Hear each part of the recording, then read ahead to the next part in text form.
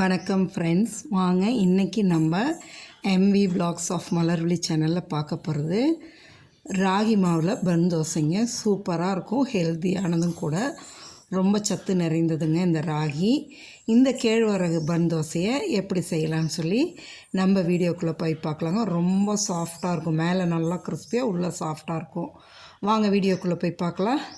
பாருங்கள், ஒரு கிண்ணம் எடுத்து வச்சுக்கிட்டு இந்த கிண்ணத்தில் நல்லா ஒரு பவுலுக்கு ஒரு கப்புக்கு கேழ்வரகு மாவு, ராகி மாவு ஒரு கப் எடுத்துட்டேன். பாருங்கள், இந்த அளவுக்கு ஒரு கப்பு எடுத்துக்கிட்டு இதில் அரை கப்புக்கு ரவா எடுத்துக்குங்க. அதே அந்த அளவுக்கு அரை கப் கம்மியாகவே அவல், நான் நல்லா கெட்டி அவல், சிகப்பு அவல் எடுத்துட்டேன். நீங்கள் எந்த அவல் வேணாலும் போடலாம், லேஸ் அவலும் போடலாம், வெள்ளை அவலும் போடலாம். நான் சிகப்பு அவல் கெட்டி அவல் எடுத்துக்கிட்டேன். இதுக்கு தேவையான அளவு உப்பு போட்டுக்குங்க. போட்டுட்டு கொஞ்சோண்டு ஈனோ போட்டுக்குங்க. நான் ஈனோ இருக்குது, ஈனோ போட்டுக்கிறேன். இல்லாட்டி பேக்கிங் சோடா இருந்தாலும் கொஞ்சம் போட்டுக்கலாம். சாஃப்டாக இருக்கும், இன்னும் கொஞ்சம் நல்லா சாஃப்ட்னஸ் கொடுக்கறதுக்காக அது போட்டுக்கிறோம், அவ்வளோதாங்க. போட்டுட்டு ஒரு அரை கப்புக்கு தயிருங்க. நல்லா கெட்டியான தயிர், ரொம்ப புளிக்காமல். இதை பாருங்கள், இதை அப்படியே ஈவனாக கலந்து விட்டுட்டு நம்ம தயிர் ஊற்றிக்கலாங்க. கலந்து விட்டுட்டு நல்லா கெட்டி தயிர் ஒரு அரை கப்புக்கு ஊற்றிடுங்க. ஊற்றிட்டு இது பத்தாது, அதனால் இன்னும் தண்ணி ஊற்றிக்கலாங்க. ஒரு கப்புக்கு தண்ணி ஊற்றிடலாம். ஊற்றி நல்லா கெட்டியாக இருக்கும், கலந்து விட்டுருங்க. ரொம்ப தண்ணியாக இருக்கக்கூடாதுங்க, நல்லா கலந்து விட்டுடுங்க. கலந்து விட்டுட்டு இந்த கன்சிஸ்டன்சி இருக்கும், சரிங்களா? இப்படி இருந்தால் நம்மளுக்கு ரவா ஊறி வரத்துக்கும் அவல் ஊறுறதுக்கும் நல்லாயிருக்கும். இப்போ ஒரு பிளேட்டு போட்டு மூடி வச்சிடலாங்க. ஒரு 15-20 நிமிஷம் நல்லா ஊறட்டும். ஊறினதுக்கப்புறம் நம்மளுக்கு இதை எடுத்துக்கலாம். இதுக்கப்புறம் என்ன பண்ணலான்னா, ஒரு வானல் வச்சுட்டு ஒரு 2 ஸ்பூன் எண்ணெய் ஊற்றிக்கிங்க. எண்ணெய் ஊற்றி கடுகு போடுங்க. கடுகு பொரிஞ்சு வரத்துக்குள்ளே நல்லா ஒரு பெரிய வெங்காயம் பொடியாக நறுக்கிக்கலாம். இதில் போட வேண்டிய பொருளெல்லாம் நம்மளோட ஆப்ஷன் தாங்க. நம்மளுக்கு எதெல்லாம் தேவையோ அதை சேர்த்திக்கலாம். நம்ம மத்தியானம் லஞ்சுக்கு மட்டும் காய் சாப்பிட்றோம் இல்லைங்களா? அது காலையில் பிரேக்ஃபாஸ்ட்லேயும் இந்தமாரி நைட் டின்னர்லேயும் ஏதாவது ஒரு விதத்தில் காய் சேர்த்துக்கிட்டால் நல்லது. இப்போ பாருங்களேன், நான் பெரிய வெங்காயம் நல்லா பொடியாக ஒன்று நறுக்கி போட்டுட்டு அதோட ஒரு பச்சை மிளகாய், கருவேப்பிலை, கொத்தமல்லி எல்லாம் பொடியாக நறுக்கி போட்டுடுங்க. போட்டு நல்லா வதக்கிட்டு நல்லா கேரட் ஒரு 2 கேரட் எடுத்து தோல் சீவிட்டு துருவி எடுத்துட்டேன். கிரேட்டரில் துருவி எடுத்தாச்சுங்க. அந்த கேரட்டும் போட்டுக்கலாங்க. போட்டுட்டு இந்த அளவுக்கு இந்தமாரி நம்ம காயெல்லாம் சேர்த்து செய்யும்போது குழந்தைங்களும் சாப்பிட்டுடுவாங்க, அது ஹெல்த்தியும் கூட இல்லையா? நாங்கள் இந்த கேரட் மட்டும் இல்லை, முட்டைக்கோஸ் போட்டுக்கலாம். நம்மக்கிட்ட எந்த காய் இருக்கோ அதை சேர்த்து போட்டுக்கலாம். போட்டு செய்யும்போது டேஸ்ட்டும் நல்லா தான் இருக்கும். நான் இன்றைக்கி கேரட் மட்டும் தான் போட்டு செய்கிறேன். கேரட்டும் போட்டு ரொம்ப நேரம்லாம் வதக்கணும்னு அவசியம் இல்லைங்க. ஒரு 2-3 நிமிஷம் வதக்கினா போதும். ஆஃப் பண்ணி ஆற வச்சிடலாங்க. இது ஆறுனதுக்கப்புறம் தான் நம்ம மாவில் சேர்த்தணும், சூடாக சேர்த்தக்கூடாதுங்க. நல்லா வதங்கி வந்துடும். வெங்காயமும் கேரட்டும் வதங்கினது ஆஃப் பண்ணி வச்சுடுங்க. இப்போ நம்ம ஊற வச்சுருக்கோம் இல்லைங்களா கேழ்வரகு மாவு, அது ரவாவும் அவலெல்லாம் நல்லா ஊறி வந்துச்சு பாருங்கள். எந்த அளவு கெட்டியாகிருக்கு பாருங்கள்.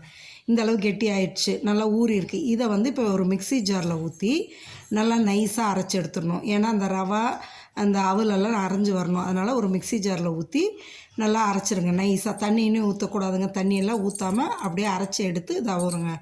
நைஸாக எடுத்து ஊற்றியாச்சுங்க.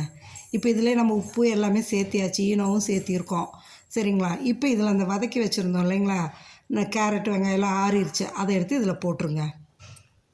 போட்டுட்டு அந்த மிக்ஸி ஜாரில் ஒரு 1/4 டம்ளர் கம்மியாகவே தண்ணி ஊற்றி கலக்கி அந்த மிக்ஸி ஜாரையும் கழுவி இதில் ஊற்றிக்கலாங்க. நல்லா கலந்துட்டு நம்ம இப்போ ராகி மாவு பன் தோசை ஊற்றுறதுக்கு ரெடி ஆகிடுச்சுங்க. அது நம்ம ஒரு தடுக்கா பேனில் தான் ஊற்றணுங்க. தாளிப்பு கரண்டி வச்சுருக்கோம் இல்லைங்களா, அந்த தாளிப்பு கரண்டி எடுத்து கேஸில் வச்சு ஒரு 2 ஸ்பூன் எண்ணெய் ஊற்றிடுங்க.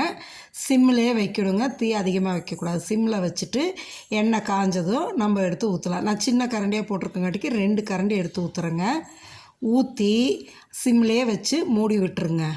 மூடி விட்டுட்டிங்கன்னா பொறுமையாக வெந்து வருங்க. நல்லா பார்த்திங்கன்னா ஒரு 4 நிமிஷம் விட்டுட்டிங்கன்னு வைங்க, 5 நிமிஷம் விட்டிங்கன்னா நல்லா வெந்து வந்துடும்.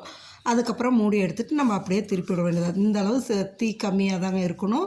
இப்போ பாருங்களேன், நல்லா வெந்துருச்சுங்க. இப்போ நம்ம பெரட்டி விட்டுறலாம். திருப்பி போட்டுருங்க. திருப்பி போட்டு இதேமாரி டைம் கொடுத்து எடுக்கணுங்க. தீ கம்மியாக இருந்தால் தான் நல்லா உள்ளாரெல்லாம் வெந்து வரும், மேலெல்லாம் நல்லா கிறிஸ்பியாக வருங்க. இதே போல் நம்ம கரைச்சி வச்சுருக்க மாவு எல்லாத்தையும் ஊற்றலாங்க. எண்ணெய் இந்த பன் தோசையில் கொஞ்சம் எண்ணெய் அதிகமாக தான் எடுக்கும், ஆனால் டேஸ்ட் பக்காவாக இருக்குங்க. நல்லா ஹெல்த்தியானது தான். நான் செக்கில் ஆட்டின கல்லெண்ணெய் தான் யூஸ் பண்ணுறேங்க. அதனால் நீங்களும் முடிஞ்சளவு அந்தமாரி நம்ம வீட்டிலையே அரைக்கிற அந்த இதுனா நல்லாயிருக்கும் எண்ணெய், அந்தமாரி யூஸ் பண்ணுங்கள். பாருங்கள், இப்போ ரெடி ஆகிடுச்சு, எடுத்தாச்சுங்க. இதே மாதிரி நம்ம கரைச்சி வச்சுருக்கிற எல்லா மாவையும் நம்ம ஊற்றி எடுத்துக்கலாங்க. இப்போ நான் எடுத்துருக்கிற அளவு 3 பேர் தாராளமாக சாப்பிட்லாம். அந்த அளவுக்கு எடுத்துருக்கேங்க. இந்த மாதிரி பன் தோசை ஊற்றி கொடுங்க. இல்லை ஒரு சிலர் வேண்டாம் எனக்கு தோசையாக வேணும்னா இதை நல்லா தண்ணி ஊற்றி டைல்யூட் பண்ணிடுங்க. நல்லா தண்ணி ஊற்றிக்கிங்க.